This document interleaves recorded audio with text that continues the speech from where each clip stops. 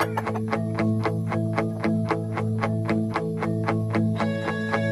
dance in style, let's dance for a while. Heaven can wait, we're only watching the skies. Hoping for the best, but expecting the worst. Are you gonna...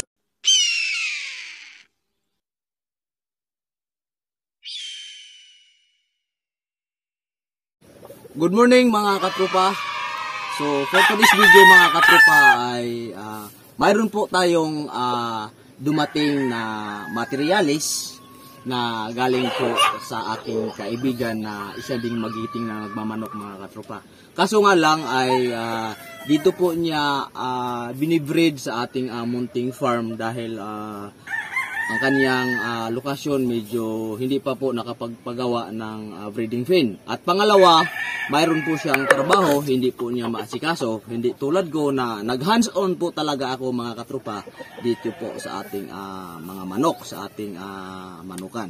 So, sa katunayan mga katropa, ito pa yung karton at ito po ang ating broodcock at ito po yung ating broodhen na atin pong gagamitin para pang materialis talaga mga katropa. Dahil ang mga manok na ito mga katropa ay galing po talaga sa mga kilalang nagmamanok o kilalang farm. So ngayon mga katropa, tatanungin ko po itong ating kaibigan ang po itong ating manok.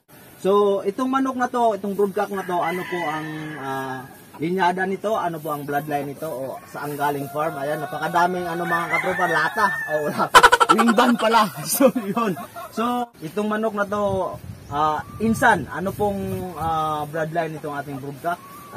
Ang broodcock natin ay isang perfection roundhead.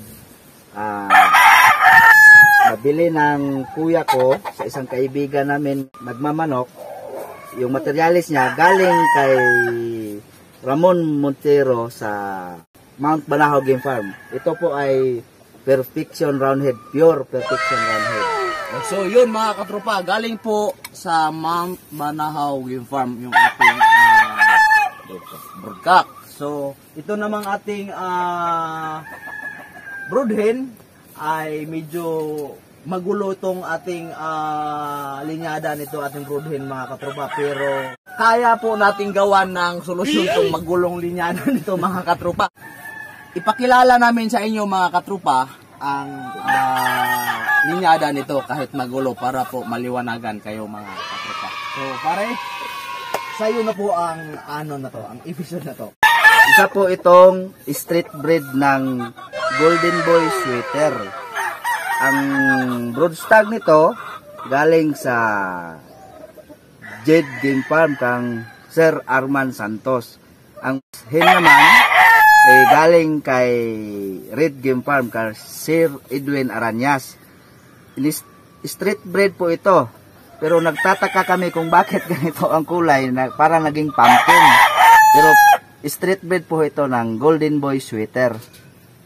Parang nag-throwback siguro, hindi natin alam kung kasi hindi naman natin alam ang linyada ng ginagamit nila sa pero street breed po ito ng Golden Boy Sweater.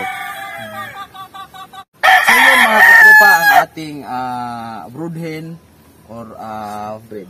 Folet na street breed ang linyada na atin pong imimit dito po sa ating perfection roundhead na broodstock mga katropa. So ngayon ito kaya po ulitin ko na binibreed dito dahil zone mga katropa, napakaganda po talaga na mayroon po tayong mga materialis na puro na atin pong i-hands on para nang sa ganun dumating ang panahon na ang ating mga manok ay mag-a-upgrade po talaga ang kanilang linyada mga katropa. Dahil hindi po tayo basta-basta mga katropa na gagawa ng linyada na hindi po natin alam kung ano po yung bloodline o pinanggalingan ng ating mga manok.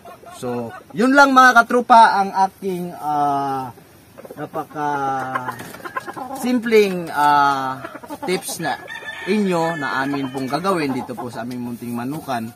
Para po na gusto po kayong magbili ay mayroon po tayong mga materialis na pwede po nyong gagamitin at nagdidepende po din yan mga katropa sa presyo at pag-uusapan natin dito po sa aking kaibigan, sa aking pinsan na nandito po ngayon sa aking munting manukan. So mga katropa, maraming salamat pala sa inyong lahat sa pagtapos sa video ito, sa content na ito. Na andyan kayo palagi na nakasupport, nakasubaybay dito po sa aking YouTube channel na si VNB Game Farm. God bless us all sa ating lahat. Maraming salamat. Bye-bye.